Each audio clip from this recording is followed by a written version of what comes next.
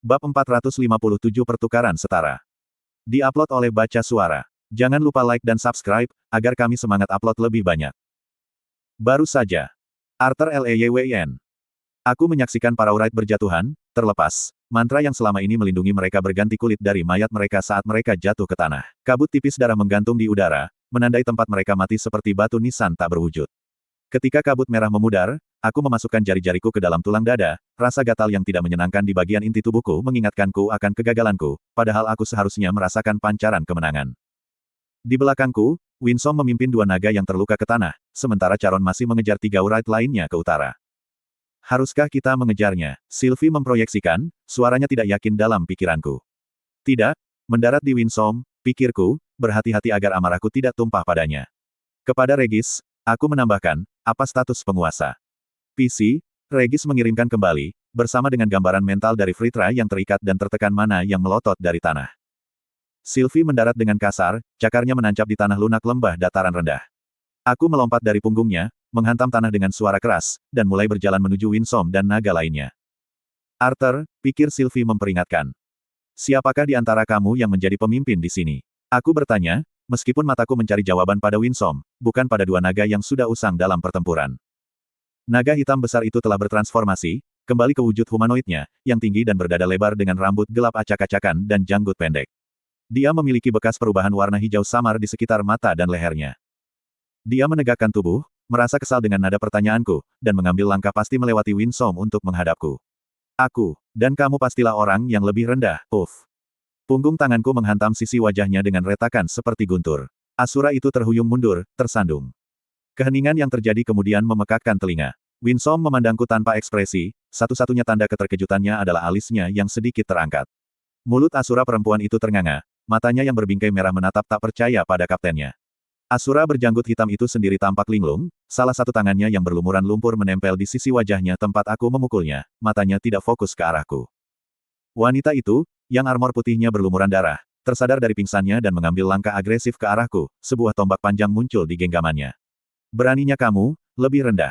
Adikku baru saja menyerahkan nyawanya demi mengejar tujuanmu, dan kamu menunjukkan rasa tidak hormat kepada salah satu klan Matali. Winsome meletakkan tangannya di lengannya, menahannya. Jangan lupakan dirimu sendiri. Dia menatapku dalam diam sejenak. Apa maksud penyerangan ini, Arthur? Aku sangat menyadari keadaan dan keputusan yang perlu diambil di sini, kataku, mengucapkan setiap kata dengan tajam. Aku tahu apa yang perlu dilakukan, apa taruhannya.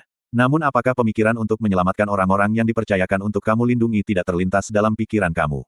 Ketika puluhan orang yang lebih kecil binasa hanya karena benturan serangan kamu, apakah kematian mereka lebih berarti bagi kamu daripada pengorbanan statistik yang kamu anggap menguntungkan? Selamatkan mereka. Asura yang terjatuh itu mengulangi. Alih-alih berdiri, dia malah terbang ke udara, melayang sehingga dia bisa melihat ke arahku. Pertaruhannya terlalu besar untuk fokus pada hal lain selain pertempuran. Menangkap Fritra ini, menghancurkan orang-orang malang lesuran ini, mengubah wajah dunia. Kematian orang-orang kecil ini, baik atau buruk, tidak mengubah apapun. Dan berapa banyak lagi nyawa kecilmu yang bisa diselamatkan melalui apa yang telah kita lakukan di sini? Wanita itu meludah, berbalik. Aku harus mencari jenazah adikku. Salah satu klan Matali tidak akan dibiarkan membusuk di sini. Winsome berpindah di antara kami. Naga-naga ini baru saja mengorbankan salah satu naga mereka untuk menahan para Wright di sini cukup lama hingga kita bisa tiba. Sebaiknya kamu mengingat tujuan kita yang lebih besar, Arthur.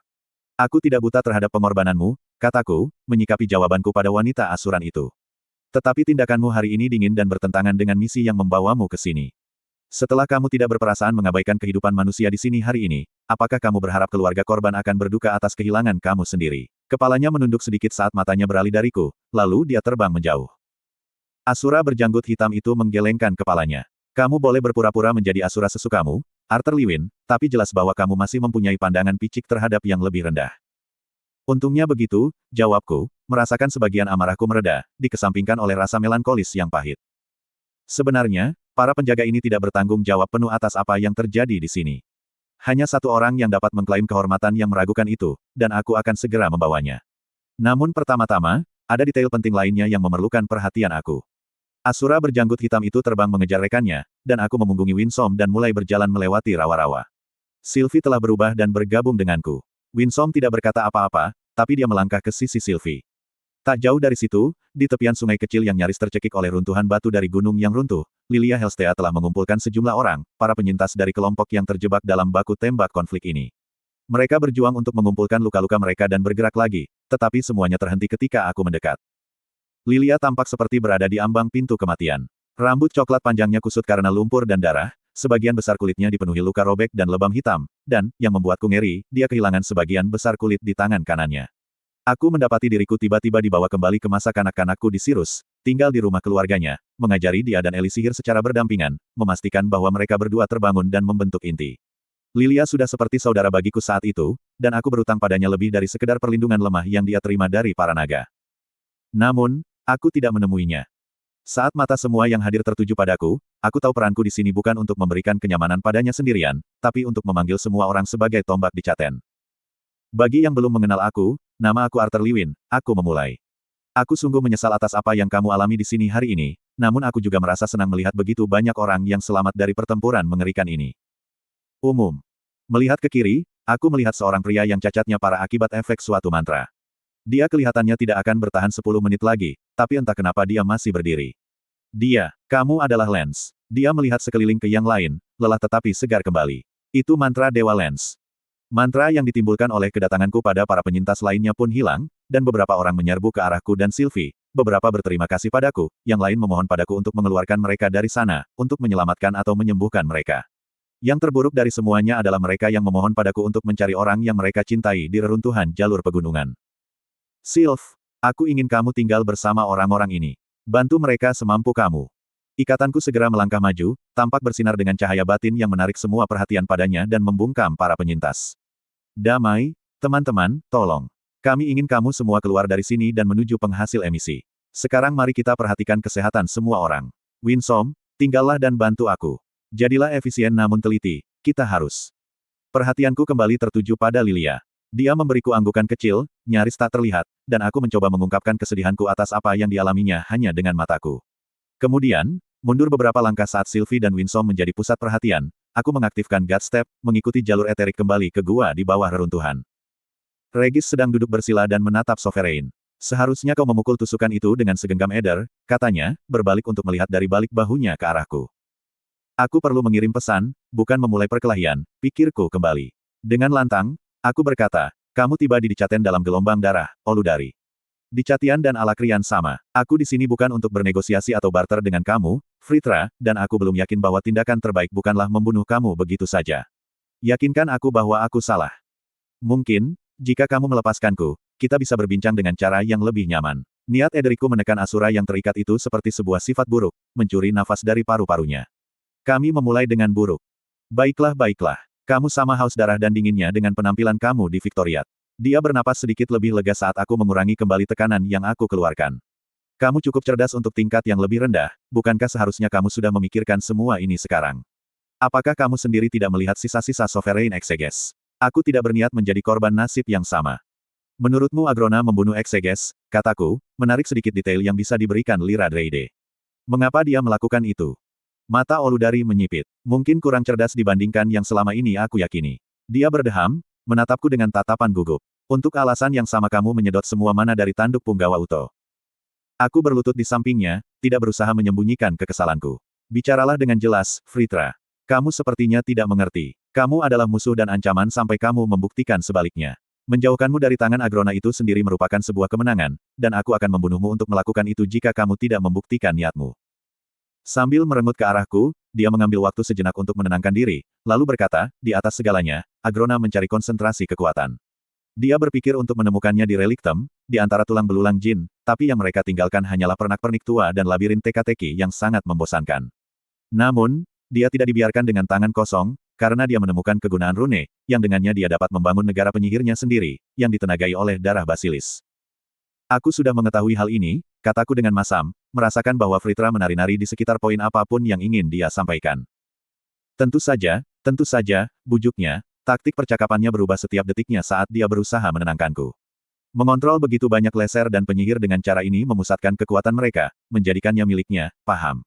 Terikat padanya untuk segalanya, mereka bahkan tidak bisa mengkhianatinya jika mereka mau. Aku sudah lama menduga bahwa lambatnya pengurangan jumlah kami di Alakria ada hubungannya dengan nafsu Agrona akan kekuatan individu, tapi sekarang aku tahu pasti, dia menghabiskan ekseges, mengambil mana untuk miliknya sendiri, untuk memperkuat dirinya sendiri.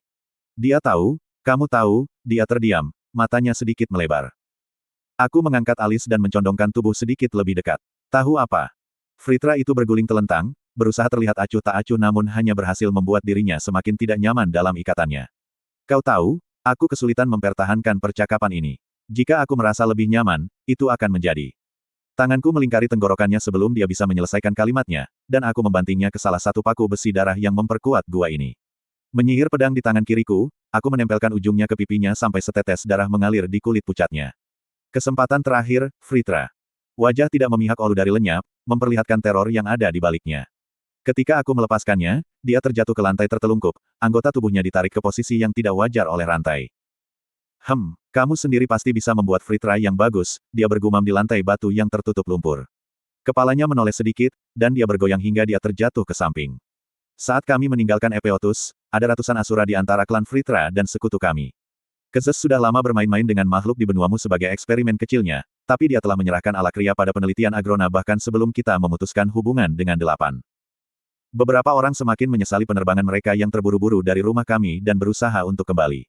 Mungkin ada yang berhasil, yang lainnya diburu sebagai pengkhianat. Lebih banyak lagi yang tewas melawan pasukan Kezes ketika mereka menyerang, dan beberapa dikorbankan di dalam rumah potong hewan yang kamu kenal sebagai reliktem saat Agrona mencoba segalanya untuk menerobosnya dengan Asura Totok.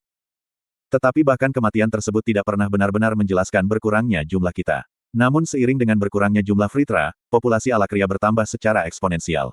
Oh, hari-hari awal percobaan itu. Bayangkan, membentuk seluruh spesies dalam gambarmu, dia berhenti, senyuman sedih melembutkan wajahnya yang kasar. Agrona adalah pemimpin yang menerima, dan kami bebas bereksperimen sesuai keinginan. Siapa yang sempat bertanya-tanya mengapa separuh populasi kita lenyap dalam kurun waktu 1 atau 2 abad ketika masih ada misteri besar yang perlu diungkap? Senyumannya masam, dan dia menggelengkan kepalanya dengan getir.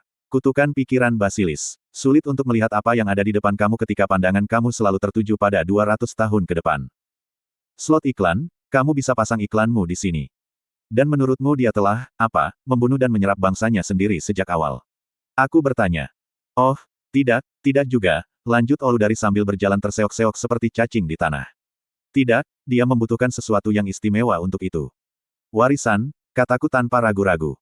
Ya, dia. Oludari mengatakannya seperti kutukan. Delegasi, semangat yang membawa potensinya dari satu kehidupan ke kehidupan berikutnya. Pertumbuhan seumur hidup terikat menjadi satu makhluk. Agrona berteori bahwa makhluk seperti itu dapat memanfaatkan mana dengan bebas, mendorong batas-batas sihir tingkat rendah atau asuran. Namun jumlahnya sangat jarang. Hanya satu yang pernah tercatat sepanjang masa peradaban asuran. Jadi untuk mempelajarinya, Agrona perlu membawanya ke sini dan memastikan dia mau bekerja sama. Aku mengangguk, mengetahui sisanya. Jadi dari mempelajari warisan, dia belajar cara menyerap mana langsung dari bangsanya sendiri. Tapi itu masih belum memberitahuku alasannya. Aku sudah mengatakannya, jawab Oludari sederhana. Konsentrasi kekuasaan. Ada lapisan-lapisan di alam semesta ini, yang terlipat satu sama lain seperti tempat di mana reliktem berada. Dan Epeotus, selidikku. Oludari bersenandung sambil mengerutkan kening. Tidak tepat. Epeotus adalah sesuatu yang berbeda. Ia sudah tidak ada lagi di sini, namun juga tidak seluruhnya ada di sana. Proyeksi dunia fisik yang berada dalam dimensi lain. Mungkin sama dengan reliktem, tapi aku tidak yakin. Ini menarik, tetapi tanpa kamu sadari, kamu telah melihat hubungannya. Apa maksudmu? Oludari menghela nafas dan memejamkan mata, tampak pasrah. Aku tidak tahu segalanya, Agrona telah terbukti cukup mahir dalam mengalihkan perhatian dan memilah-milah, tapi aku akan memberitahu kamu apa yang aku bisa. Setelah kamu melepaskanku dan membantuku melarikan diri dari tempat ini. Bawa aku ke Kezes. Aku akan menceritakan semuanya pada kalian berdua, dan kalian bisa mendorongnya agar mengizinkanku kembali ke rumahku. Aku bisa berguna bagi klan Basilis lainnya, aku bisa. Tidak, selaku, mundur selangkah dan berbalik untuk menatap air hitam yang mengalir lancar dari sungai bawah tanah. Apa? Dia bertanya tidak percaya. Tapi kenapa? Charon sedang dalam perjalanan, Sylvie mengirim pada saat yang sama ketika aku merasakan tanda mana naga itu mendekat. Sekali lagi dalam wujud humanoidnya, naga itu menyapu terowongan yang ditinggalkan oleh Wright yang melarikan diri dan mendarat dengan ringan di depanku. Dia sepertinya memancarkan cahaya putih dinginnya ke dalam gua yang redup. Aku lebih suka kamu menunggu untuk berbicara dengan tahanan itu sampai aku tiba, katanya tanpa basa-basi. Aku menunggu sebentar, merasakan Winsom mengejarnya. Kaki Winsom menyentuh tanah sambil berbisik, dan dia bergerak melewati Charon untuk memeriksa penguasa. Dia sangat ingin dibawa ke Kezes, kataku. Winsom mulai setuju, tapi aku menyelanya, berkata, itulah sebabnya kami tidak akan melakukan itu. Winsome merengut dan menatap Charon untuk meminta dukungan. Asura yang terluka itu mengerutkan kening, tapi dia tidak segera membalasku. Apakah yang lebih kecil ini mewakili naga besar dari klan Indrat? Bentak Oludari sambil meludah ke tanah karena marah. Sungguh, kalian adalah kelompok yang menyedihkan. Kaki Winsome menekan leher Fritra, tersedak kata-kata dari tenggorokannya. Sampai kita tahu lebih banyak, Oludari belum mendapatkan apa yang diinginkannya, lanjutku. Tentu saja itu hanya separuh kebenarannya. Sungguh, aku tidak ingin memberi kesesuaian tambahan apapun tentang rencana Agrona sampai aku yakin bahwa pengetahuan akan dibagikan, atau setidaknya sampai aku berhasil memperolehnya sendiri terlebih dahulu. Itu bukan terserah padamu, Nak, geram Winsome. Oludari Fritra adalah seorang tahanan yang terlalu berharga untuk ditinggalkan di sini agar dia bisa dicari lagi, sehingga mengakibatkan lebih banyak serangan dan lebih banyak korban. Itulah sebabnya aku meminta Charon mengambil wewenang pribadi untuk menjaga Oludari. Jadikan dia target yang terlalu sulit untuk dianggap sepadan dengan masalahnya, atau bahkan lebih baik lagi, pamerkan tubuhnya kemana-mana dan klaim dia terbunuh bersama dengan 3 kelompok pertempuran Urite, pasukan elit Agrona, saat mereka mencoba menyerang benua kita. Charon meluangkan waktu sejenak untuk memikirkan jawabannya sebelum dia berbicara. Agar mata-mata Agrona melaporkan kematian penguasa, dan kami para naga bisa menyajikan ini sebagai kemenangan bagi rakyat. Cerdik, dan di mana kamu akan berada? Winsome akan membawaku menemui Keses, kataku tegas. Sekarang. Winsome melotot, pertama pada Charon, lalu padaku. Aku tahu saat pertama kali bertemu denganmu bahwa kamu adalah makhluk yang keras kepala. Namun kehidupan yang menjadi sorotan di benua yang lebih kecil ini telah memberi kamu keyakinan yang salah bahwa seluruh dunia, bahkan alam semesta, berputar mengelilingi kamu. Kenyataannya adalah kamu adalah bagian yang sangat kecil di papan yang sangat besar dan permainan tidak sepenuhnya bergantung pada setiap gerakanmu, Arthur. Tidak terpengaruh, aku mengarahkan pandanganku ke arah Asura. Baik, katanya panjang lebar, berdiri tegak dan membersihkan debu dari seragamnya. Aku sangat menantikan mendengar kamu menjelaskan keputusan ini kepada Lord Indrat. Setelah mengirimkan beberapa instruksi mental kepada Sylvie dan Regis, keduanya akan tetap tinggal, aku mengulangi harapanku pada Charon, termasuk agar tidak ada lagi Dicatian yang terancam, lalu membungkuk di depan Oludari. Aku sarankan berusaha keras untuk mengingat semuanya saat aku kembali jika kamu ingin melihat Epeotus lagi, Fritra. Akhirnya, aku berdiri dan memandang Winsome penuh harap. Winsome melihat bola bali antara aku dan Charon, rasa kesal terlihat di setiap garis wajahnya. Dia mendengus kesal. Ayo, Arthur, tampaknya aku telah direduksi menjadi sekadar layanan taksi antar dunia. Tanpa membuang waktu lagi, dia menarik sebuah benda bulat dan datar dan meletakkannya dengan hati-hati di lantai. Mengambil setetes darah dari ujung jarinya, dia membiarkan darah itu jatuh ke piringan itu. Cakramnya melebar, memproyeksikan kolom cahaya, seperti yang terjadi bertahun-tahun yang lalu ketika dia pertama kali membawaku ke Epeotus untuk pelatihan. Hati-hati, pikirku pada Sylvie. Charon masih berperan sebagai pemimpin yang masuk akal, tapi aku tidak tahu apakah kita bisa mempercayai niatnya. Kamu juga, pikirnya kembali. Segala sesuatunya mengalami kemajuan pesat sekarang, dan masih banyak hal yang belum kita ketahui. Mengambil napas dalam-dalam, aku melangkah ke portal. Udara menjadi sejuk saat aku muncul di puncak gunung, seperti yang pertama kali aku alami. Kastil Indrat menjulang di hadapanku, megah dan menakutkan, sebuah bangunan yang diukir dari tanah itu sendiri dan berkilau dengan ribuan batu permata yang berkilauan. Jembatan pijar berwarna-warni membentang di dua puncak seperti sebelumnya, dan angin sepoi-sepoi bertiup melalui kelopak merah muda yang bergoyang dari pepohonan yang menutupi puncak gunung. Saat pertama kali aku dibawa ke sini, aku dipenuhi rasa kagum dari dunia lain.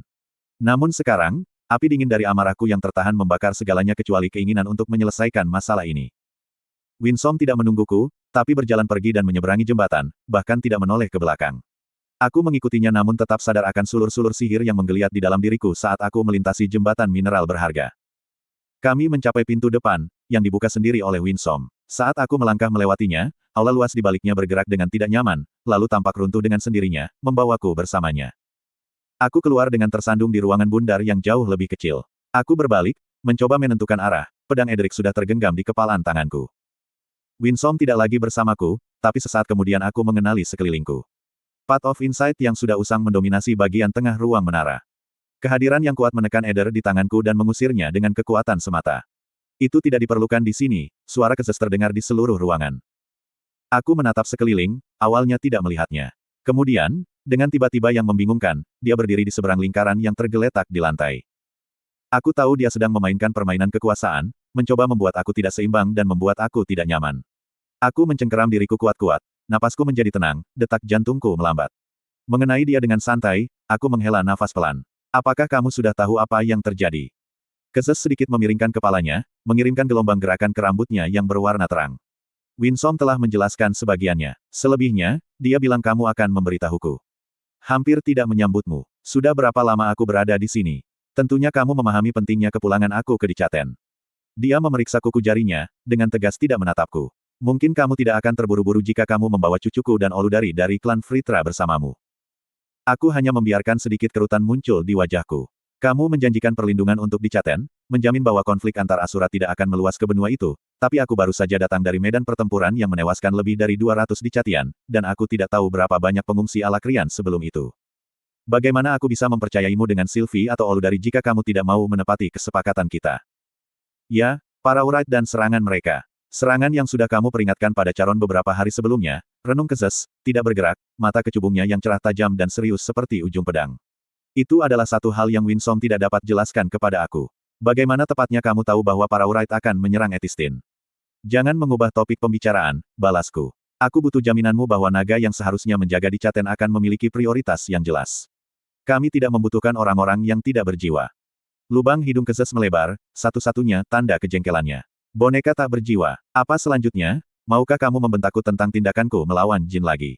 Sudah kubilang sebelumnya, Arthur, aku tidak akan ragu mengorbankan 1 nyawa demi kebaikan yang lebih besar, atau bahkan 200 nyawa, begitu pula prajuritku. Tapi kemudian, kamu memahami hal ini dengan baik. Bukankah kamu yang mengatakan kamu tidak akan membunuh jutaan Alakrian untuk menyelamatkan ribuan Dicatian? Kamu telah melakukan aritmatika moral, sama seperti aku. Aku di sini bukan untuk bertukar kata-kata pedas, meski aku punya banyak pilihan yang tersimpan, kataku setelah hening beberapa detik. Yang penting adalah kesepakatan kita. Prajuritmu tidak melakukan apa yang kamu janjikan, dan kamu sendiri tidak memberitahuku semua yang kamu tahu. Aku melihat bagaimana reaksi Charon dan Winsome terhadap berita ocehan Oludari. Mereka tahu lebih banyak daripada yang ingin mereka ungkapkan. Postur Kezes melembut saat dia rileks. Kamu benar, wawasanmu tentang Eder tidak akan banyak berguna bagiku jika Agrona memenangkan perang di duniamu. Aku tidak mampu memaksa Agrona untuk mempelajari semua yang aku ketahui, atau bahkan apa yang aku tebak, jadi aku telah mengisolasi kamu dari informasi tertentu. Aku akan terus melakukan hal ini, namun aku dapat melihat sekarang bahwa ada kebutuhan untuk mengungkap hal-hal tertentu. Aku menyilangkan tanganku dan bersandar ke dinding, sedikit rileks. Mungkin kamu bisa mulai dengan memberitahu aku mengapa kamu membiarkan hal-hal terjadi sejauh ini. Kamu bisa saja membasuh Alakria dalam gelombang darah berabad-abad yang lalu. Pasukan Asura melawan satu klan. Ya, Agrona meninggalkan Epeotus bersama seluruh klannya, dan itu adalah bagian dari masalahnya. Dan bukan hanya Fritra saja, tapi beberapa sekutunya juga. Kezes mulai berjalan perlahan mengelilingi lingkaran usang yang merupakan jalan wawasan. Tindakan ini merupakan ancaman nyata bagi semua makhluk yang lebih rendah dan Asura. Konflik sebesar itu di duniamu akan sangat menghancurkan. Yang lebih rendah, iya, tapi untuk Asura juga. Aku mengerutkan kening dan menggelengkan kepalaku. Bagian apa yang tidak kamu ceritakan padaku? Agrona secara praktis menantang kita untuk berperang, jawab Kezes, menatap ke jalan setapak saat dia berjalan dalam lingkaran lambat. Klannya dan sekutunya ditempatkan sangat strategis untuk memastikan bahwa pertempuran apapun hampir pasti akan mengakibatkan kehancuran dunia kamu. Aku berhati-hati dalam mengontrol nada bicara dan fitur wajahku, menahan cemoohan yang tidak percaya. Dengan asumsi hal itu benar, kamu telah melakukan genosida terhadap budaya dominan dunia. Di mana garisnya? Apa yang menghentikanmu dengan Agrona tetapi tidak ketika Jin? Semuanya, bentaknya, topeng kendali penuhnya terlepas seketika. Semua yang telah aku lakukan adalah untuk menjaga dunia ini tetap hidup, dan akan lebih bijaksana jika kamu menempatkan hal itu di garis depan asumsi lebih lanjut yang kamu buat tentang aku.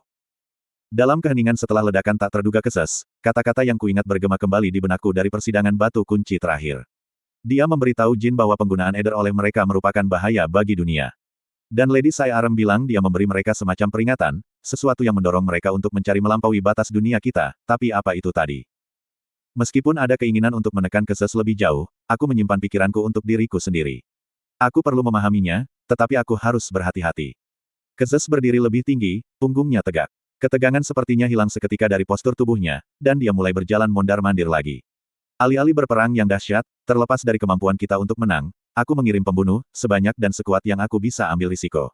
Banyak Fritra yang mati, tapi Agrona terbukti mustahil dijangkau. Ini, setidaknya, sejalan dengan apa yang telah diberitahukan kepadaku sebelumnya, namun kata-kata Sai Arem dan Sovereign Oludari masih menggangguku. Jadi, pada akhirnya, apa yang sebenarnya diinginkan Agrona? Untuk apa semua ini?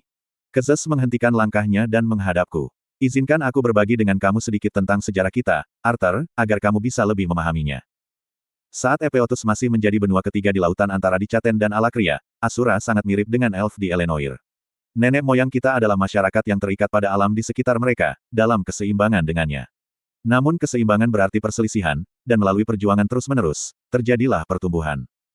Sungguh pertumbuhan kami hingga sihir kami melampaui batas bentuk fisik kami. Ketika hal ini terjadi pada jin, mereka mengadopsi penggunaan bentuk mantra, memberdayakan tubuh mereka dan meningkatkan koneksi mereka ke mana dan eder melalui tato rahasia. Tapi bagi Asura, itu sangat berbeda. Kami mencari bentuk-bentuk baru, manifestasi fisik dari kemampuan magis mentah yang telah kami asah selama berabad-abad.